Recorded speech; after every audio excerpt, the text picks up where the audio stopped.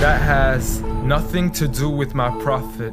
Please just stop it. It doesn't make any sense. That's not the message he sent. That's not what he meant. That's not why he came. So you can claim as much as you want to, but I assure you the man I follow was not the same. See, I know a man who forbade the cutting down of a plant, who even spoke against those who had burnt an ant. So why is it that I simply can't understand how we claim to follow the same man?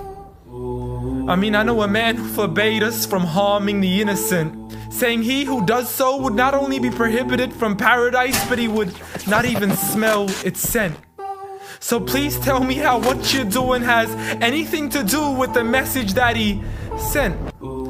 This is the man who forbade us from even scaring cattle with a knife, saying you have no right to let the animal die twice. And when he was asked for advice, he'd reply, don't get angry, don't get angry, don't get angry, repeating it thrice. See, I know a man who called to patience first, even to those who had treated him the worst. And when he was asked to invoke Allah's wrath, he said, I was not sent to curse, but rather as a mercy to the earth. Matter of fact, the entire universe, meaning everything that was made. See, this is a man whom the clouds would rush to shade, a man to whom the trees would sway and the birds would flock to seek his aid. For they knew he was a man of justice, a man who would never betray, a man who could be trusted even by those who had wanted him slain. See, Anas bin Malik served him for 10 years and not once had he heard him complain. For he would never get angry for himself, but only for Allah's sake. And he never responded to evil with evil, but rather he pardoned and forgave. For had he been harsh-hearted, the people would have ran away. So what is it that we still don't understand when we claim to follow Islam, yet we fail to follow this man? I mean, I know a man who was so caring and compassionate, who said that there is a reward in serving all things that are animate. In other words, everything that breathes, whether it be the animals, the trees, and every single human being. I mean, if Allah called him Rahmatan lil Alameen, how dare you call him anything else that contravenes?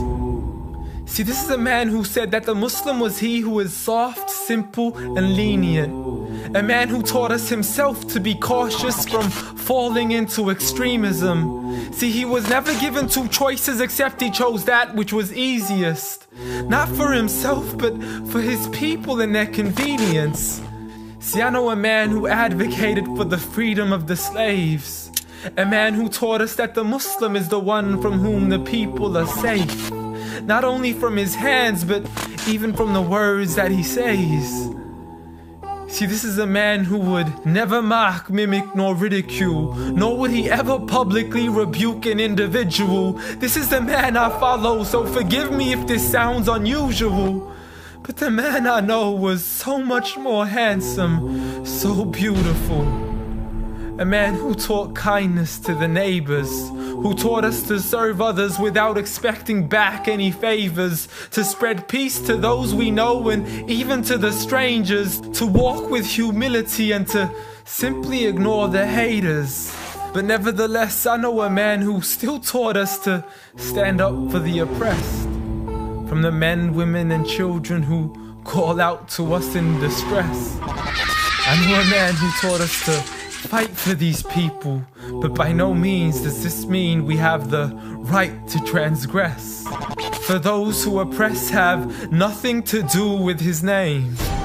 So you can say what you wish to say and continue to defame his name, but at the end of the day, I assure you, the man I follow was not the same.